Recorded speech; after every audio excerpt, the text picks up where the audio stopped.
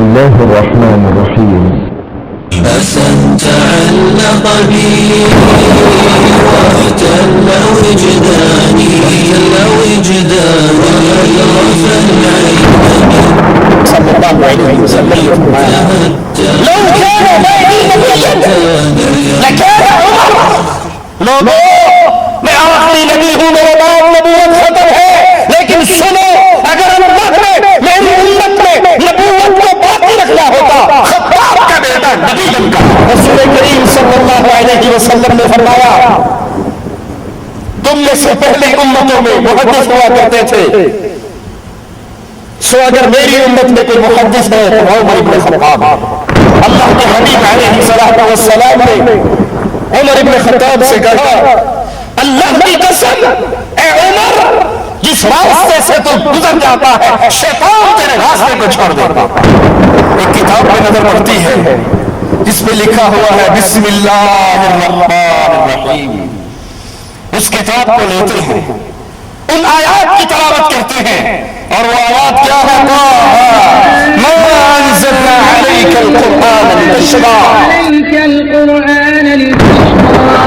إلا تذكرة لمن يخشى تنزيلا ممن خلق الأرض والسماوات العلى الرحمن على العرش استوى له ما في السماوات وما في الأرض وما بينهما وما تحت الثرى.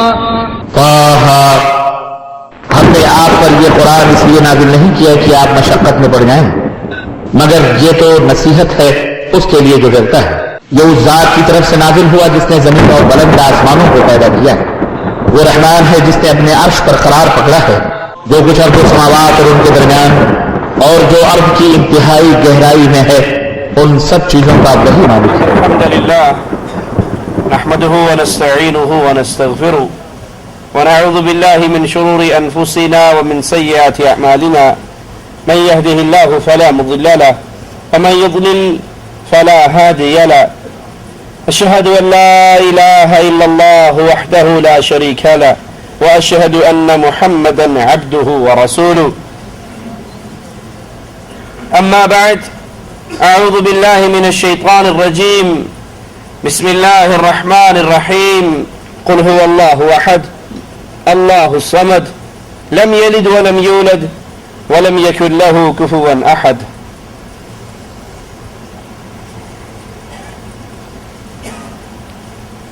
فاروق اعظم رضی اللہ عنہ وارضاہ کی زندگی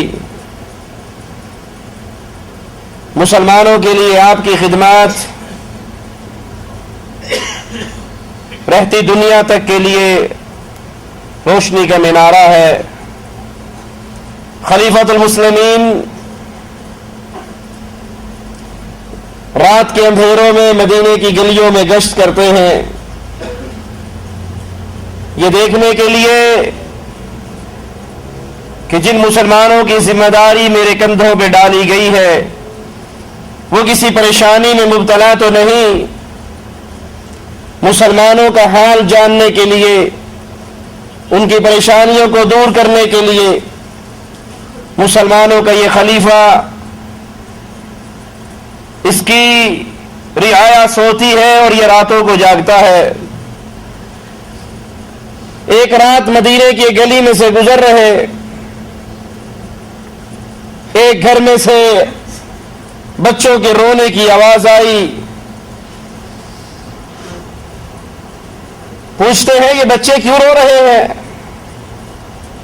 ان کی ماں کہتی ہے ان کو بھوک لگی ہے، یہ بھوک سے بلبلا رہے ہیں. امیر المومنین کہنے لگے تو نے چولہے پہ ہنڈیا تو رکھی ہے. وہ کہتی ہے اس میں کچھ نہیں ہے، میں نے پانی میں پتھر ڈالے ہوئے ان کو دلاسا دینے کے لیے کہ یہ روتے روتے اس امید میں کہ اب کھانا تیار ہوگا، اب کھانا تیار ہوگا، یہ اسی امید میں روتے ہوئے سو جائیں، رات کٹ جائے. امیر المؤمنین فوراً واپس آتے ہیں، بیت المال کا دروازہ کھلواتے ہیں. غلام آپ کے ساتھ ہے, آپ کا خادم آپ کے ساتھ ہے, بچوں کے لیے راشن لیتے ہیں, بوری میں ڈال کر غلام کہتا ہے امیر المؤمنین اجازت دیجئے یہ کھانا میں اٹھا کر لے جاتا ہوں. جواب میں کہتے ہیں آج میرے بوجھ کو اٹھانے کی بات کرنے والے کیا قیامت کے دن بھی عمر کے بوجھ کو اٹھا لے گا؟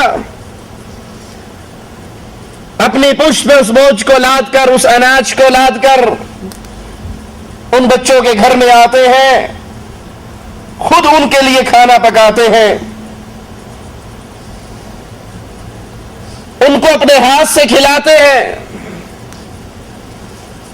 اور جب بچے کھانا کھا لیتے ہیں تو امیر المومنین کہتے ہیں میرے بیٹوں, میرے بچوں, جیسے میں نے تمہیں روتے ہوئے دیکھا مجھے مسکرا کر دکھاؤ.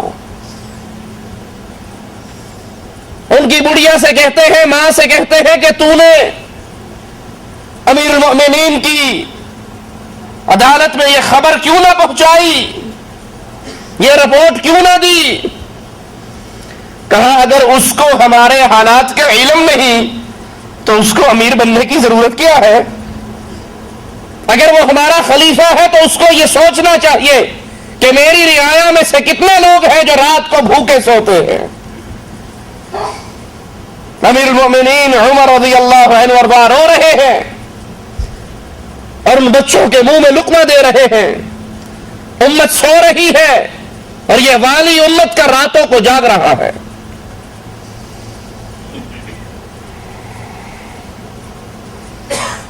ایک رات کسی خیمے میں سے رونے کی آواز آتی ہے, کسی عورت کی پریشانی کی آوازیں آتی ہیں. امیر المؤمنین عمر ابن خطاب رضی اللہ عنہ وارضاہ شہر سے باہر لگے ہوئے اس خیمے کے پاس پہنچتے ہیں. ایک اعرابی دیہاتی مسافر کو دیکھتے ہیں, اس سے پوچھتے ہیں کیا ماجرا ہے, کیوں پریشان ہے؟ وہ کہتا ہے مسافر ہوں, خیمے میں میری بیوی ہے, ولادت کا وقت ہے اور اس کے پاس اس کی خدمت کرنے کے لیے کوئی نہیں ہے, مسافر ہے. عمر ابن خطاب رضی اللہ عنہ وارضاہ واپس لوٹتے ہیں, اپنی گھر والی کو اٹھاتے ہیں, اپنی بیوی کو رات کو جگاتے ہیں اور اس کو لے کر اس مسافر مسلمان کی خدمت کے لیے پہنچ جاتے ہیں. وہ ان کا شکریہ ادا کرتا ہے کہ رات کے اندھیرے میں آپ نے پتہ نہیں آپ کون ہیں میری مدد کی. اندر سے آپ کی بیوی آواز لگا کر کہتی ہے امیر المؤمنین اپنے بھائی کو, اپنے ساتھی کو خوشخبری دیجئے, اللہ نے اس کو ایک بیٹا عطا کیا ہے. وہ یہ سن کر حیران اور پریشان ہو جاتا ہے کہ جس کی بیوی رات کے اندھیروں میں میری پریشانی میں میری بیوی کی مدد کرنے کے لیے آئی ہے, یہ عام آدمی نہیں ہے, امیر المومنین ہے. مسلمان سویا کرتے تھے, عمر ابن خطاب گلیوں کے اندر پہرے دیا کرتے تھے اپنی رعایا کا حال جاننے کے لیے.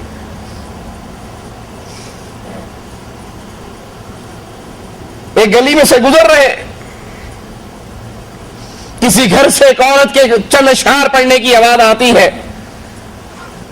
جو یہ الفاظ کہہ رہی ہے کہ اگر مجھے اللہ کا ڈر نہ ہوتا تو آج میری چارپائی بھی ہل رہی ہوتی, میں بھی بدکاری کر رہی ہوتی. یہ اللہ کے ڈر کی وجہ سے میں اس گناہ سے رکی ہوئی ہوں. پتہ لگواتے ہیں کیا ماجرا ہے, اس نے یہ کیوں کہا ہے؟ جواب ملتا ہے کہ اس کا خامن کافی عرصے سے میدان جہاد کے لیے گیا ہوا ہے. امیر المؤمنین عمر ابن خطاب رضی اللہ عنہ وارضاہ قانون جاری کر دیتے ہیں, آرڈر جاری کرتے ہیں, اگر کوئی میدان جہاد پر بھی گیا ہے تو 4 مہینے کے بعد اپنی بیوی کے پاس دوبارہ لوٹے. جس رعایا کے حکمران ایسے, اس رعایا کے اپنے ایمان کی کیا کیفیت, عمر ابن خطاب رضی اللہ عنہ وارضا ایک گلی سے گزر رہے، صبح کا وقت قریب ہونے کو ہے. بڑھیا کہتی ہے اپنی بیٹی سے، اے بیٹی دودھ میں پانی ملا دے. وہ اس دور کی بڑھیا تھی جو اپنی بیٹی کو کہہ رہی ہے دودھ میں پانی ملا دے. آج کل ہمارے ہاں کیا کہتے ہیں؟ پانی میں دودھ ملا دے. خالص دودھ ملنا ناممکن نہیں تو بہت دشوار ضرور ہو چکا ہے. ملاوٹ اتنی زیادہ ہے. وہ بھی کہتی ہے بیٹی اس دودھ میں پانی ملا دے. وہ جواب میں کہتی ہے ماما آپ کو علم نہیں ہے، امیر المؤمنین عمر بن خطاب نے منع کیا ہے، میں وہ کام کیسے کروں جس سے مسلمانوں کا خلیفہ ہمیں روکتا ہے. جواب میں کہتی ہے بیٹی یہ ٹائم ایسا ہے، یہ وقت ایسا ہے، امیر المؤمنین تو اپنے محل میں آرام کر رہا ہوگا، سو رہا ہوگا، اس کو کیا پتہ لگے گا؟ وہ کوئی ہمارے دروازے پہ کھڑا پہرے دے رہا ہے، وہ ہمیں نہیں دیکھ رہا، تو پانی ملا دے. جواب میں کہتی ہے ماں اگر عمر نہیں دیکھ رہا، عمر کا رب تو دیکھ رہا ہے. اگر عمر نہیں دیکھ رہا، اس کا اللہ دیکھ رہا ہے. جس کام سے منع کیا گیا ہے وہ کام میں نہیں کروں گی. ابن عمر رضی اللہ عنہما فرماتے ہیں حضرت عمر کے بارے میں کہ میرے بابا کو غصہ آتا، کسی پہ ناراض ہوتے تو کبھی ایسا نہیں ہوا کہ ان کے سامنے اللہ کا ذکر کیا جائے، قرآن کی آیات پڑھ دی جائے، اللہ کا ڈر اور اللہ کا خوف دلا دیا جائے اور میرے بابا عمر کا غصہ فوراً ختم نہ ہو جائے. اگر وہ غصے میں آتے اور امیر عمر کا غصہ اللہ کے دین کے لیے، ان کی غیرت اسلام کی غیرت تھی، وہ جب دیکھتے تھے اسلام کے احکامات کو دنیا توڑتی، امیر عمر رضی اللہ عنہ وارضا غیرت میں آ جاتے.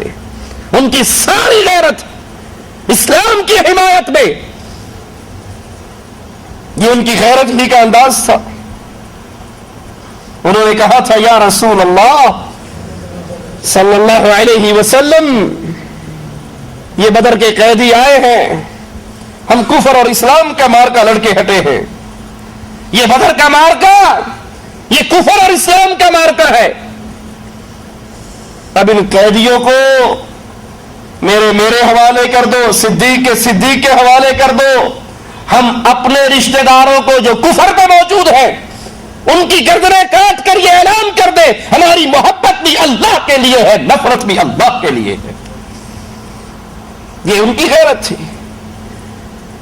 ان کے بیٹے کہتے ہیں جب میرا بابا غصے میں آتا اور ان کے سامنے اللہ کا ذکر ہوتا، قرآن کی آیات پڑھی جاتی، اللہ کا خوف دلایا جاتا، تو امیر عمر کا غصہ ختم ہو جاتا. صحیح بخاری میں ہے ابو موسیٰ اشعری رضی اللہ عنہ وارضا اپنے گھر سے وضو کر کے نکلتے ہیں یہ نیت لے کر کہ آج کا دن میں رسول اللہ صلی اللہ علیہ وسلم کی خدمت میں گزاروں گا. آقا علیہ الصلوۃ والسلام کے گھر پہنچتے ہیں، آپ کا پتہ کرتے ہیں، گھر میں نہیں ملتے، آپ کی تلاش میں نکلتے ہیں تو ایک باغ میں اللہ کے نبی علیہ الصلوۃ والسلام کو پاتے ہیں. اللہ کے نبی علیہ الصلوۃ والسلام ایک کنویں پر بیٹھے ہوئے، اپنی ٹانگوں کو اس کنویں میں لٹکایا ہوا، پنڈلیوں سے کپڑا اٹھایا ہوا. میں آپ کو سلام کرنے کے بعد دروازے پر آ کر دربان بن کے بیٹھ جاتا ہوں. دروازہ بجتا ہے، میں پوچھتا ہوں کون ہے؟ جواب ملتا ہے کہ ابو بکر ہوں. میں کہتا ہوں ٹھہریے، میں اللہ کے رسول علیہ الصلوۃ والسلام سے پوچھ کر آتا ہوں. آ کر کہتے ہیں اللہ کے نبی علیہ الصلوۃ والسلام ابو بکر آئے ہیں، اندر آنے کی اجازت مانگتے ہیں.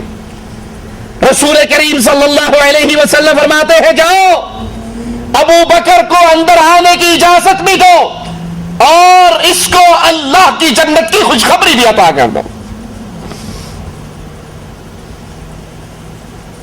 یہ خوش نصیبی ابو بکر کی. فرماتے ہیں میں جاتا ہوں ان کو اندر آنے کی اجازت میں دیتا ہوں, آقا کی طرف سے جنت کی خوشخبری کا پیغام بھی سناتا ہوں.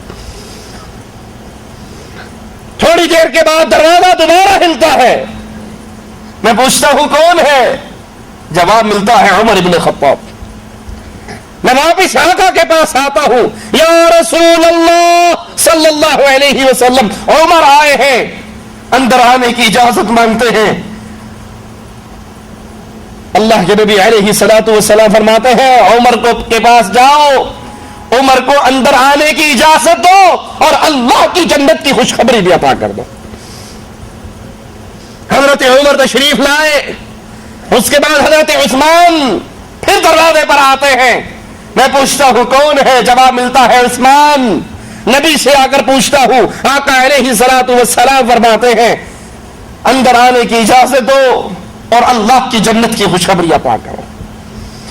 ابو بکر آئے, پھر عمر آئے, پھر عثمان آئے, اور تینوں کو اللہ کے رسول علیہ الصلوۃ والسلام نے دنیا کی زندگی میں چلتے پھرتے اللہ کی جنت کی خوشخبری عطا کر دی.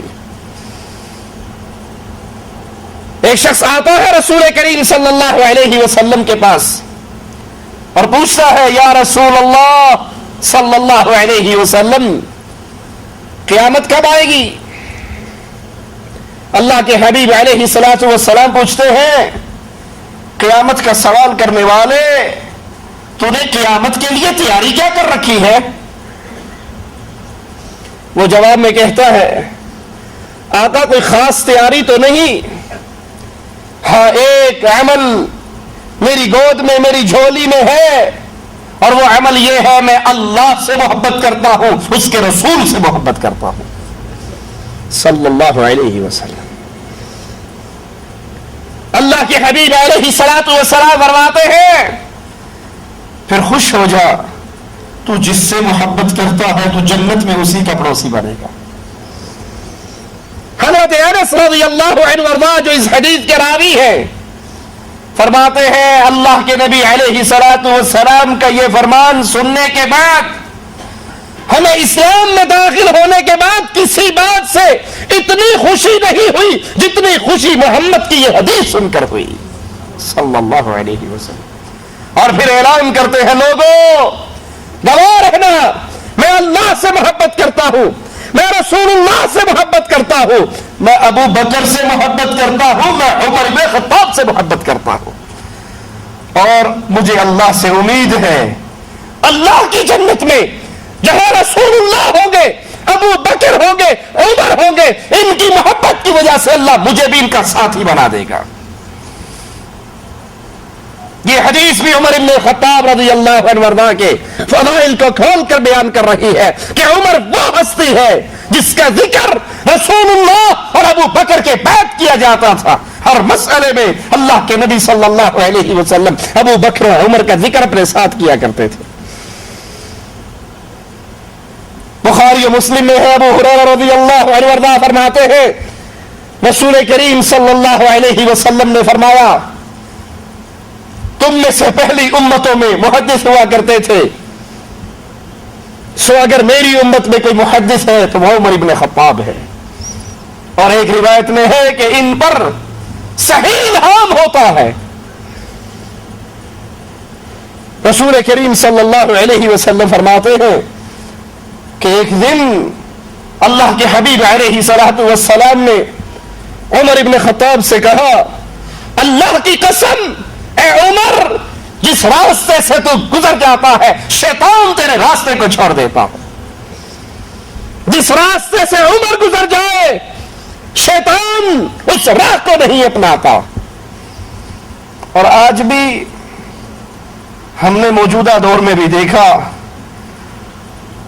انڈیا پاکستان کی گلیوں میں جس گلی کے اوپر باب عمر کا بورڈ لگ جائے شیطان وہاں سے گزرتے ہیں, وہ کہتے ہیں یہ عمر کا نام لکھا ہوا ہے, پہلے اس بورڈ کو ہٹاؤ گے تب ہم یہاں سے گزریں گے. اور آقا علیہ الصلوۃ والسلام نے ہمیں خبر دی جس راہ سے عمر گزر جاتا ہے شیطان اس راستے سے نہیں گزرتا, شیطان اس راستے کو چھوڑ دیتا ہے. امیر عمر رضی اللہ عنہ وارضہ آقا علیہ الصلوۃ والسلام فرماتے ہیں میں نے جنت میں ایک محل دیکھا बड़ा खूबसूरत कसर देखा, उसके सहन में बड़ी हसीन औरत देखी, जन्नत की हूर देखी। आका ने फरिश्तों से पूछा, ये महल किसका है? जवाब मिला, ये आपका उम्मती उमर इब्न खत्ताब, ये उसका महल है। नबी फरमाते हैं, मेरे जी में आया, मैं इस घर में, इस महल में दाखिल होकर इसकी खूबसूरती को अंदर से देखूं। ऐ उमर, मुझे तेरी गैरत याद आ गई। तेरी गैरत याद आने पर मेरे कदम रुक गए। उमर इब्न खत्ताब रोने लग गए और कहा, अल्लाह के नबी, आप पर मेरे माँ बाप कुर्बान हो जाए, क्या मैं आप पर गैरत खाऊंगा? आप मेरे आका है, मेरे माँ बाप आप पे कुर्बान हो जाए, क्या मैं आप पर गैरत खाऊंगा? बुखारी मुस्लिम में है, रसूल करीम सल्लल्लाहु अलैहि वसल्लम ने फरमाया, ख्वाब में मेरे सामने लोग पेश हुए, वो कमीज पहने हुए थे, इनमें किसी की कमीज सीने तक, किसी की लंबी, किसी की कैसी, किसी की कैसी। फिर मेरे सामने उमर इब्न खत्ताब आए और उनकी कमीज इतनी लंबी थी कि वो जमीन पे बिछी हुई थी। लोगों ने कहा, या रसूल अल्लाह सल्लल्लाहु अलैहि वसल्लम, इसकी ताबीर क्या है? आका अलैहि सलातु वस्सलाम ने फरमाया, इससे मुराद इल्म है, इससे मुराद दीन है।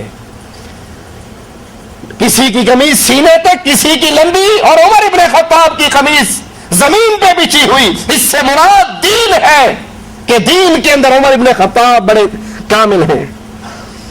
इसी तरह रसूलुल्लाह सल्लल्लाहु अलैहि वसल्लम ने फरमाया कि ख्वाब के अंदर मुझे दूध का प्याला दिया गया और वो दूध का प्याला मैंने पिया, यहां तक कि उसकी ताजगी को मैंने अपने नाखूनों में महसूस किया, लेकिन प्याले में कुछ दूध बच गया, प्याले में कुछ दूध बाकी रहा। अपना छोड़ा हुआ, बचा हुआ दूध मैंने उमर इब्न खत्ताब को पिलाया रज़ियल्लाहु अन्हु वरज़ा। हज़रत उमर पर जुबान दराज करने वालों, अमीरुल मोमिनीन के खिलाफ गंदी जुबान को इस्तेमाल करने वालों, उनके ईमान का इनकार करने वालों, ये इमामुल अंबिया फरमा रहे हैं, ख्वाब के अंदर मेरे सामने दूध का प्याला पेश हुआ, जिसको मैंने पिया, उसकी ताजगी को महसूस किया, यहां तक कि अपने नाखूनों में महसूस किया, फिर उस प्याले में कुछ दूध बचा, वो दूध मैंने उमर इब्न खत्ताब को पिलाया। सहाबा कहते हैं, या रसूल अल्लाह सल्लल्लाहु अलैहि वसल्लम, इस ख्वाब की ताबीर क्या है? आका फरमाते हैं, वो दूध जो मैंने पिया और बाकी बचा हुआ उमर को पिलाया, उससे मुराद इल्म है। इसीलिए रसूल करीम सल्लल्लाहु अलैहि वसल्लम ने फरमाया था, लौ काना बअदी नबिय्यन लकाना उमर। लोगों, मैं आखिरी नबी हूं, मेरे बाद नबूवत खत्म है, लेकिन सुनो, अगर अल्लाह ने मेरी उम्मत में नबूवत को बाकी रखना होता, खत्ताब का बेटा नबी बनकर आता। लौ काना बअदी नबिय्यन लकाना उमर, अगर मेरे बाद कोई नबी होता तो उमर ये नबी बनकर आता। बुखारी और मुस्लिम में है, अल्लाह के हबीब अलैहि सलातु वस्सलाम फरमाते हैं, मैंने ख्वाब देखा एक कुएं पर हूं, उस कुएं से पानी निकालने के लिए एक डोल पड़ा हुआ है, मैंने उससे डोल निकाले, जितना अल्लाह ने चाहा मैंने पानी निकाला। फिर मेरे बाद वो डोल अबू बकर रज़ियल्लाहु अन्हु वरज़ा ने पकड़ लिया और उन्होंने भी एक या दो उसमें से निकाले। अल्लाह अबू बकर की कमजोरी को माफ करे। फिर वो डोल बड़ा हो गया और फिर उसको हजरत उमर इब्न खत्ताब ने पकड़ लिया। अल्लाह के नबी अलैहिस्सलातु वस्सलाम फरमाते हैं, मैंने ऐसा अजीब शख्स कोई नहीं देखा जिसने उमर की तरह इतनी तेजी से और इतने ज्यादा पानी को इस कुएं में से निकाला कि हम सब सैराब हो गए, बाकी सब सैराब हो गए। उमर इब्न खत्ताब रज़ियल्लाहु अन्हु के दौर में इस्लाम कुफार के महल्लात में पहुंचा। उनके बादशाह इस शख्सियत से इतना डरते थे, उनके हाथ में जाम शराब के, और अगर उनके पर्दा समाज से उमर का नाम टकरा जाता था तो हाथ कांप जाते थे, शराबें गिर जाया करती थी। کہ کفار مجبور ہو گئے یہ کہنے پر کہ مسلمانوں کے پاس ایک عمر تھا، اگر مسلمانوں کے پاس اس جیسا ایک اور ہوتا پوری دھرتی پہ لا الہ الا اللہ کی حکومت قائم ہو جاتی، پوری دھرتی پہ اسلام کو نافذ کر دیا جاتا اگر مسلمانوں کے پاس ایک عمر اور ہوتا۔ اس لیے ابو بکر رضی اللہ عنہ وارضاہ فرمایا کرتے تھے اس دھرتی پر، اس زمین پر عمر سے بڑھ کر مجھے کوئی محبوب نہیں ہے، اس دھرتی پر مجھے جتنی محبت عمر ابن خطاب سے ہے اتنی کسی سے نہیں ہے۔ اسی لیے وفات سے پہلے خلافت کا بوجھ اپنے بیٹوں کو نہیں دیا، اپنے رشتہ داروں کو نہیں دیا، عمر ابن خطاب کے حوالے کیا۔ اور جب کسی نے کہا کس کے حوالے امت کو کر کے جا رہے ہو، یہ تو بڑا شدید ہے، یہ بڑا سخت ہے، کہا جب خلافت کا بوجھ بڑھے گا تو نرم ہو جائے گا۔ اور اگر مجھ سے اللہ نے پوچھا اپنے نبی کی امت کو کس کو دے کر آئے ہو، اس کی باغ دوڑ کس کے ہاتھ میں چھوڑ کر آئے ہو، میں کہوں گا اے اللہ تیرے نبی کے ساتھیوں میں سب سے افضل کے حوالے کر کر آیا ہو۔ حضرت علی رضی اللہ عنہ وارضاہ فرماتے ہیں جب تم نیک لوگوں کا ذکر کرو، جب تم صالحین کا ذکر کرو تو عمر کو نہ بھولو۔ عبداللہ ابن مسعود رضی اللہ عنہ وارضاہ فرماتے ہیں اگر دنیا کا علم، غور کیجئے ابن مسعود کے جملوں پر، کون ابن مسعود جس کی اپنی شان کی یہ کیفیت ہے، ایک دن مسواک توڑنے کے لیے درخت پہ چڑھتے ہیں اور ابن مسعود رضی اللہ عنہ وارضاہ قد بھی چھوٹا، جسم بھی کمزور، ٹانگیں بھی پتلی پتلی، درخت کی ٹہنی پہ کھڑے ہیں، تیز ہوا کا جھونکا آتا ہے، ابن مسعود اسی پہ لہرا جاتے ہیں، لڑکھڑا جاتے ہیں، نیچے کھڑے ہوئے صحابہ ان کی پتلی پتلی ٹانگوں کو دیکھ کر ہنسنے لگ جاتے ہیں۔ اللہ کے حبیب علیہ الصلوۃ والسلام پوچھتے ہیں کیوں ہنس رہے ہو؟ جواب میں کہتے ہیں ابن مسعود کی کمزور ٹانگوں کو دیکھ کر ہنسی آئی ہے۔ آپ نے کہا اس کی ٹانگوں کو دیکھ کر ہنسنے والوں، اس کی پنڈلیوں کو دیکھ کر ہنسنے والوں، اللہ کے دربار میں ابن مسعود کی یہ پنڈلیاں احد پہاڑ سے زیادہ بھاری ہے۔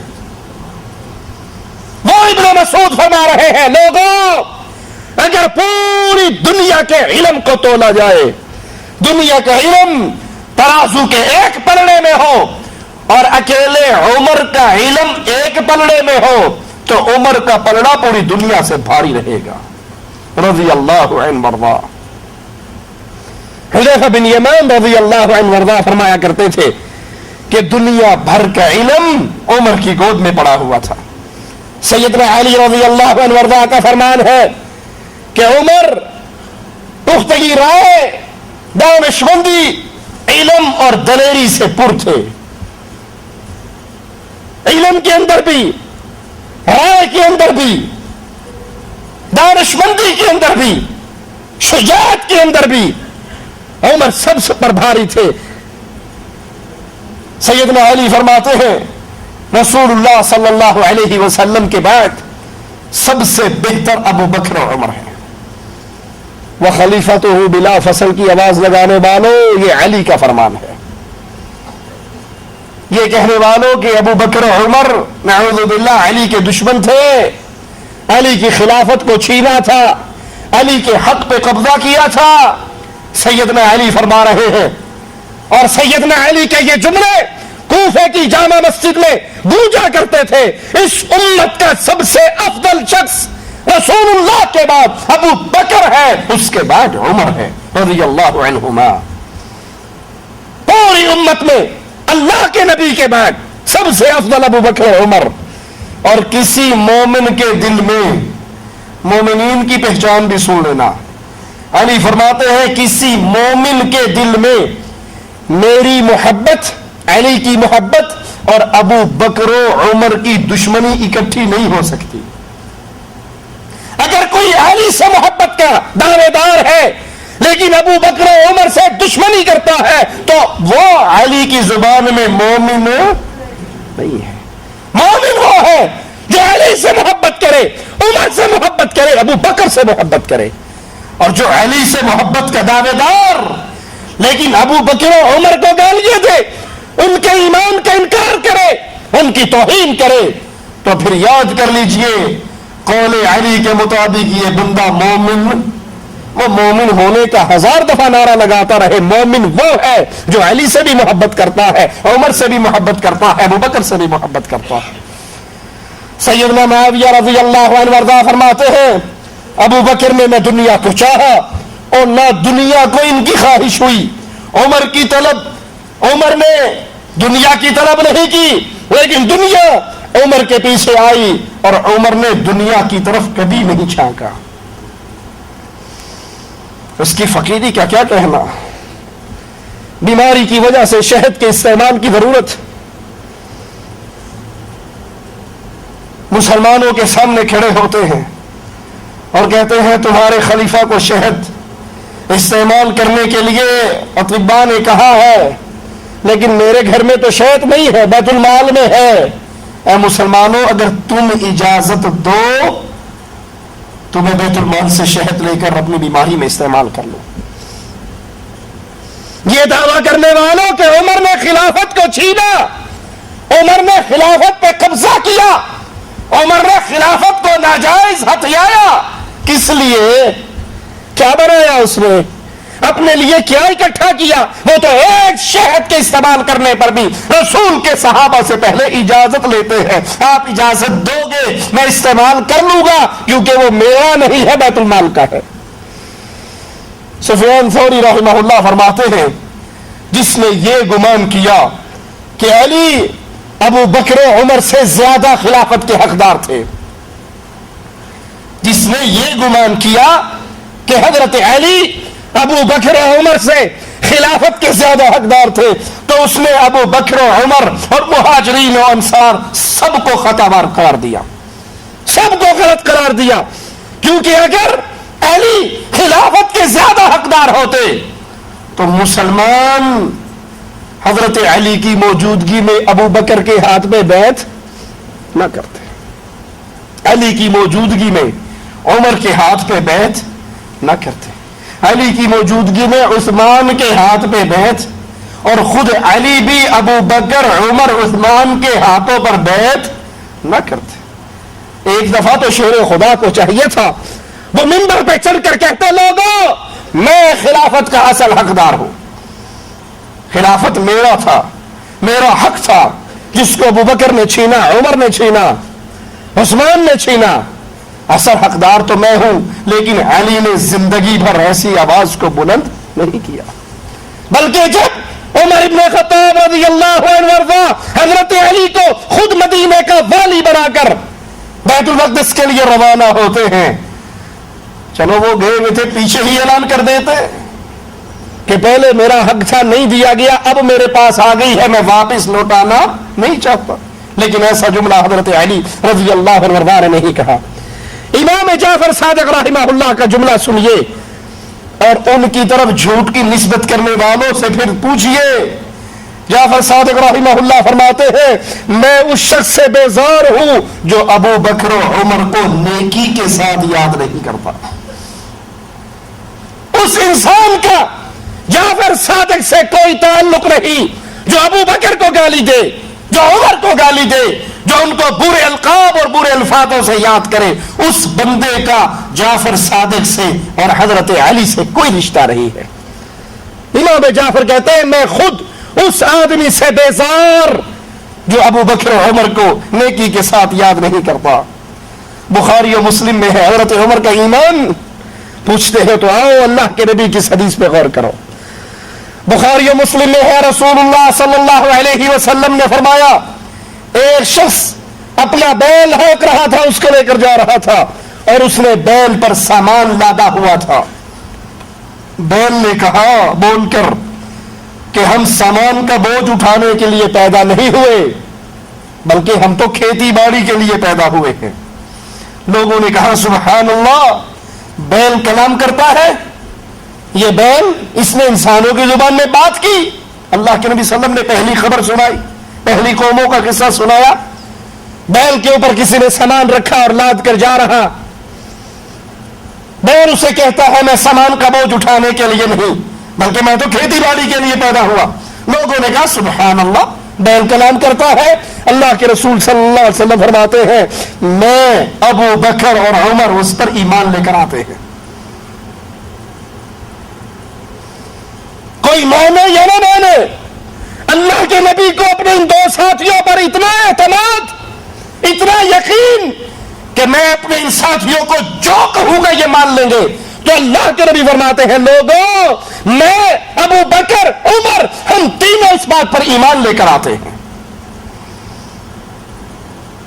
इसीलिए जब अबू जहल ने कहा था अबू बकर से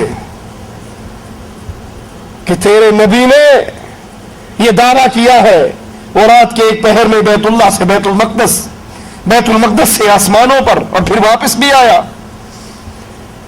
सिद्दीक़ कायनात ने कहा तूने मेरे आका से सुना है? कहा हाँ मैंने सुना है। कहा फिर मैं गवाही देता हूं मोहम्मद सच कहते हैं सल्लल्लाहु अलैहि वसल्लम। उसने कहा अकल मानती है? कहा अकल माने या न माने, अबू बकर का ईमान मानता है। और इस ईमान की गवाही खुद रसूल करीम सल्लल्लाहु अलैहि वसल्लम दे रहे हैं कि कोई माने या ना, मैं मानता हूं, अबू बकर मानता है, उमर मानता है। मेरी बातों की तस्दीक अबू बकर और उमर करते हैं। रसूल करीम सल्लल्लाहु अलैहि वसल्लम ने फरमाया बेशक अहले जन्नत, जन्नत की आला तरीन मकामात पर फाइज लोगों के मकाम को ऐसे देखेंगे जैसे दुनिया वाले सितारों को देखते हैं। इतने बुलंद मकाम पे ये भी जन्नती है, और जिस जन्नती को इतनी बुलंदी पे देख रहे हैं वो भी जन्नती है। आपने फरमाया दुनिया वाले जैसे सितारों को देखते हैं, अहले जन्नत के आला तरीन इल्लियीन के मकाम पर फाइज लोगों को ऐसे देखेंगे, और उन मकाम पर फाइज लोगों में अबू बकर भी है और उमर भी है रज़ी अल्लाहु अन्हुमा। ये जन्नत के अज़ीम तरीन मकामों पर फाइज हैं, ये साहिब मंजिलत हैं अल्लाह की जन्नत के अंदर। ये शान हजरत अबू बकर की, ये शान हजरत उमर रज़ी अल्लाहु अन्हुमा की। लेकिन उसके बावजूद जब सीरत फारूकी का मुताला करते हैं तो एक चीज बड़ी शद्दोमत से हमें नजर आती है कि बावजूद इस मकाम और मर्तबे के हजरत उमर कदम कदम पर लोगों को रसूलुल्लाह सल्लल्लाहु अलैहि वसल्लम की सुन्नत की इत्तबा की दावत देते हुए नजर आते। खिलाफत का बोझ उठाया, पहला खुतबा इरशाद फरमाया, मिंबर पर बैठे और कहा लोगों अगर मुझसे गलती हो जाए, अगर मैं कोई ऐसी बात कह दूं जो बात रसूल करीम सल्लल्लाहु अलैहि वसल्लम की शरीयत में ना हो, तुम मेरे साथ क्या सलूक करोगे? हमारा जैसा कोई मुरीद होता पीरों को मानने वाला, कहना जी आपकी भी तो बड़ी अथॉरिटी है ना, आप भी तो शाह साहब हैं, पीर साहब हैं, शेख साहब हैं, हजरत जी हैं, आला मकाम वाले हैं। लेकिन सामने कौन जिसके ईमान की गारंटी आसमान वाले ने दी, मोहम्मद करीम के सहाबा, और आपके बाद ताबईन, जिस दौर की गवाही भी रसूलुल्लाह सल्लल्लाहु अलैहि वसल्लम ने दी। अल्लाह की शान, पहली सफों वाले खामोश, आखिरी सबसे एक मुसलमान, देहाती मुसलमान खड़ा होता है, अपने नेज़े को बुलंद करता है और कहता है उमर याद कर लो, अगर तुम रसूल करीम सल्लल्लाहु अलैहि वसल्लम के रास्ते से 1 इंच भी हटोगे, मैं अपने इस नेज़े से तुम्हें सीधा कर दूंगा। ये मकाम है, ये शान है, ये मर्तबा है, ये इज्जत है। उनकी जुबान पे, उनके बोलने पे आसमान से कलाम इलाही उतर आया करता था, लेकिन जब उनकी बात अल्लाह के नबी की बात से टकरा जाती तो फौरन अपनी बात को छोड़ दिया करते थे। कहा करते थे बुढ़िया ने जो कहा है वो सच है, उमर ने जो कहा है वो गलत है। ये सीरत फारूकी मुझे और आपको दरस दे रही कि अगर हजरत उमर की बात हरफे आखिर नहीं है, अगर हजरत उमर की बात टकरा जाए रसूलुल्लाह सल्लल्लाहु अलैहि वसल्लम की बात से, وہ بھی قابل عمل نہیں ہے تو اور وہ کون سی ذات ہے، اور وہ کون سی شخصیت ہے، اور وہ کون سے بزرگ ہیں، اور وہ کون سے پیر صاحب ہیں، اور وہ کون سے شاہ صاحب ہیں، وہ کون سے حضرت جی ہیں جن کا فرمایا آخری ہوا کرتا ہے، جو فرما دے اس کو ٹالا نہیں جا سکتا۔ یہ تو مقام محمد ہے علیہ الصلوۃ والسلام کہ ان کی بات اوتھینٹک ہے، حرف آخر ہے۔ وہ جب بھی اللہ کی شریعت کی بات بتاتے ہیں وحی الہی سے بولتے ہیں، ان کی بات پر دلیل نہیں مانگی جا سکتی کہ فرمان رسول خود دلیل ہوا کرتا ہے، لیکن اس کے بعد جس کی بھی بات ہو، وہ بڑے سے بڑی ذات ہو، وہ ذات عمر ابن خطاب کی بھی ہو، اور اگر ان کی بات ٹکرا جائے امام الانبیاء جناب محمد رسول اللہ سے صلی اللہ علیہ وسلم کہ حضرت عمر اپنی گردن کو جھکا کر کہا کرتے ہیں بڑھیا ٹھیک کہتی ہے، عمر نے غلط کہا تھا۔ ان کا اپنا بیٹا کہتا ہے جاؤ میرے بابا سے کہہ دو میں نہیں مانتا، اس لیے نہیں مانتا کہ شریعت میرے بابا پر نہیں آئی، فاطمہ کے بابا پر آئی ہے۔ یہ میرے اور آپ کے لیے یہ صحابہ کی سیرت سننا سنانا اس کا فائدہ کب ہے؟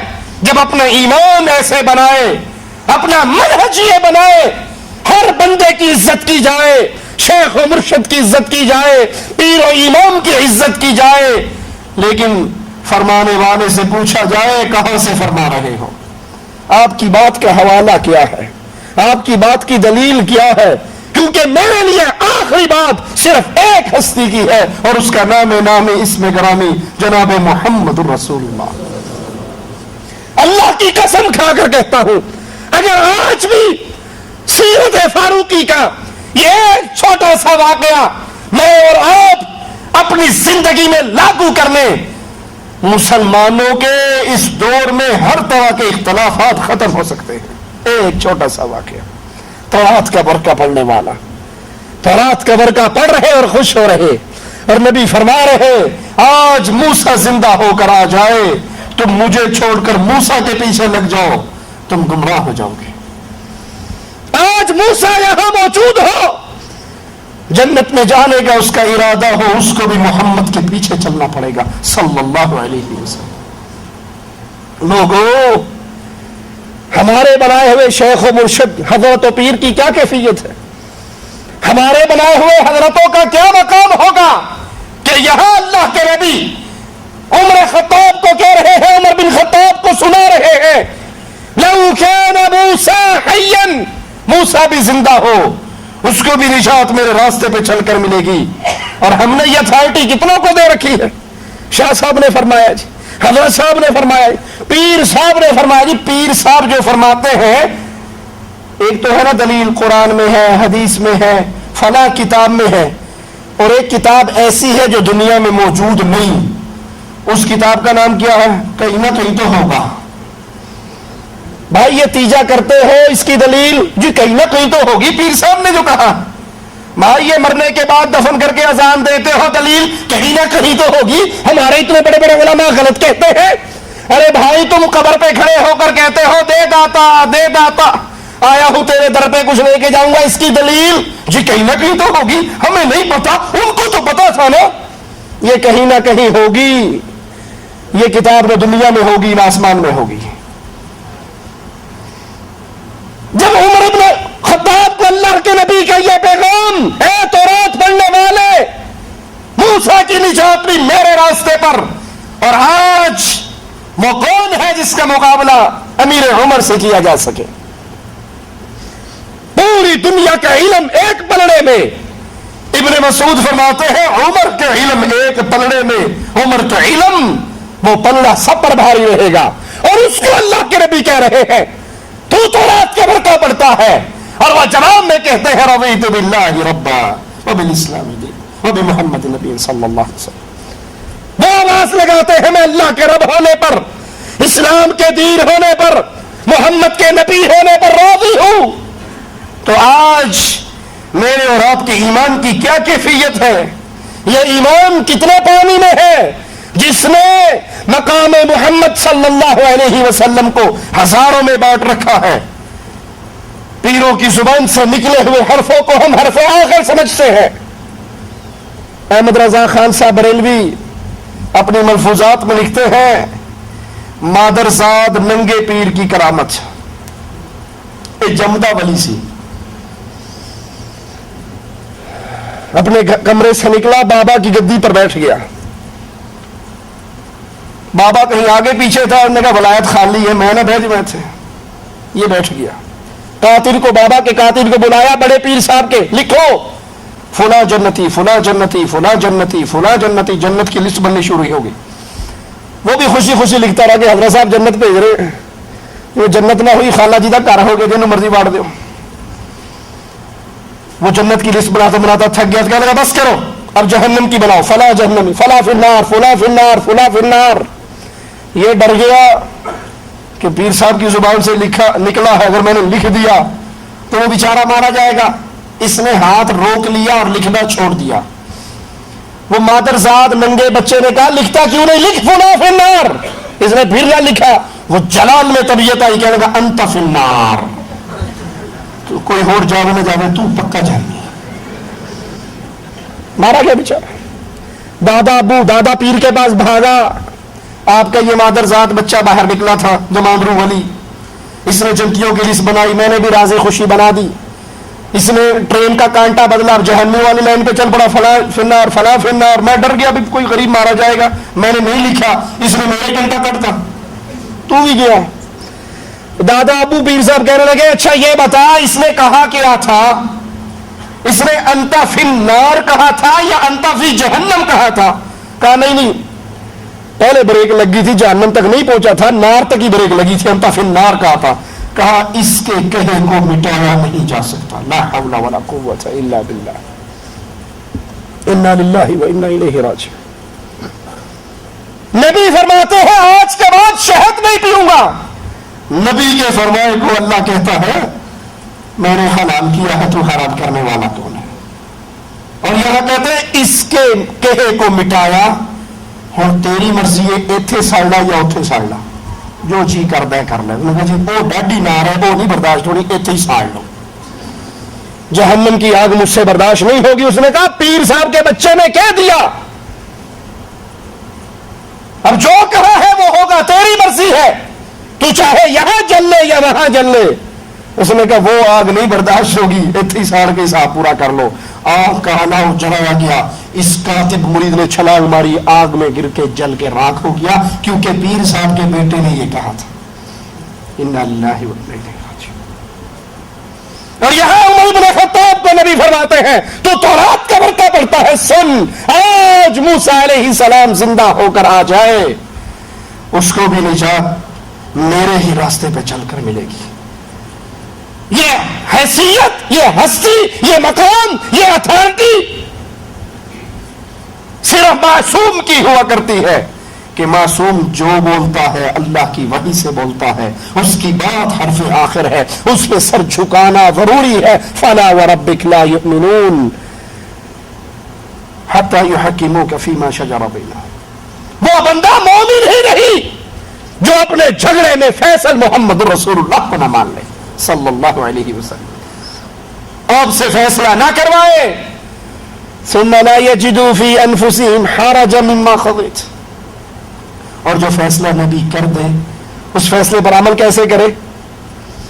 جی آپ نے ڈرایا مولوی صاحب, میں نے داڑھی رکھ تو نہیں لیکن کھرک بڑی ہوندی ہے, رکھ نہیں لیکن کھرک نہیں جان چھڑ دی, چبدی بڑی ہے. تو بھی سارے نو مڑدا رہا تو اینو چبدا رہا تے 4 دن انہیں چب لیا تو کی فرق پہ جائے گا؟